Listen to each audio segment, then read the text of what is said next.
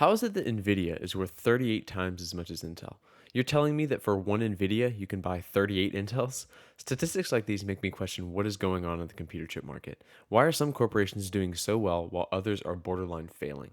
Today, we're going to examine why there is such a divide in the success among the computer chip titans. As the name implies, computer chip companies are involved in the making of computer chips. Billions of consumer electronics around the globe are operated by the products of these companies. Without them, the world would certainly not be like it is today.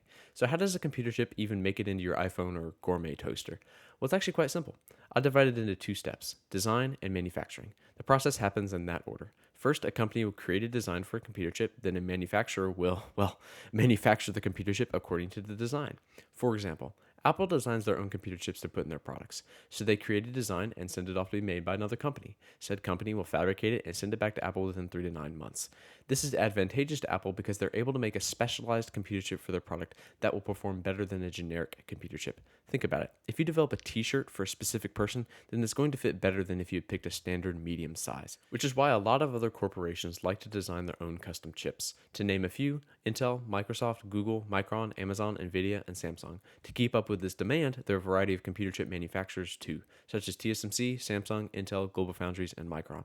At a basic level, this is how the system works, and I think this system is responsible for the success and failures of tech companies in the past few years. Right now, I want to divide the companies we talked about into two categories: the specialists and the generalists. The specialists focus on one side of the computer chip equation. They either just design computer chips or they just manufacture computer chips, as in the case of TSMC. They only do one thing.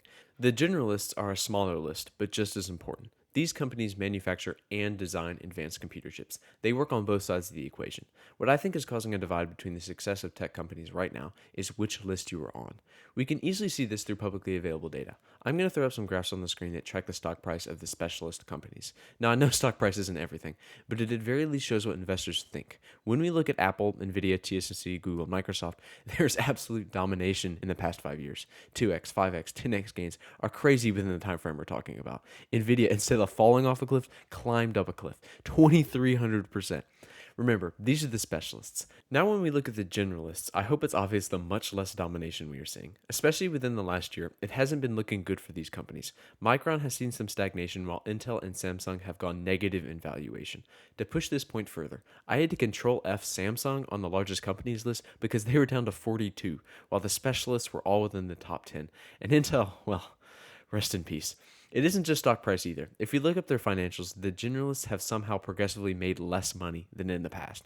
So the companies that are generalists are making less money and their stock price is going down. We have to think this is because they are not making as good products as the specialists, which looks to be the case, honestly. So the question is, why aren't the generalists producing good products? I think this boils down to a couple of reasons, and then I'll finish with one big caveat. First of all, I'll make the obvious argument. As a generalist or a jack of all trades, it's very difficult to be the best in any one category because you don't have a focus, you have a broader goal. Intel, Samsung, and Micron have to divide their resources in a sense between their microchip fabrication business and their chip design business. I know it doesn't work exactly like that, but in an industry where even 1% better can be huge, this dividing and conquering has major drawbacks. The second reason I think the generalists are losing is TSMC. TSMC, or Taiwan Semiconductor Manufacturing Company, is just a manufacturer of computer chips. They are a specialist, and they are the best at it. They have been very dominant in the past few decades. I'm not going to go into definitive details here, but they have consistently and reliably improved computing technology while Intel and Samsung have floundered. So if you're Apple or Google or Nvidia, you're going to choose the company with the best track record of improvement for your business. As such, TSMC has been able to rack up the money because they have been so much better than everybody else.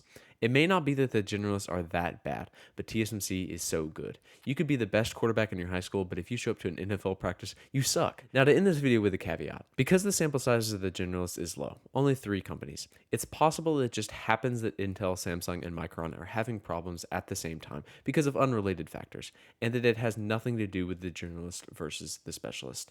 Now, I don't think this is the case, but I have to give that disclaimer for the 3 of you who are paying attention. In conclusion, I believe that some tech companies are having less success because of current headwinds in the computer chip space.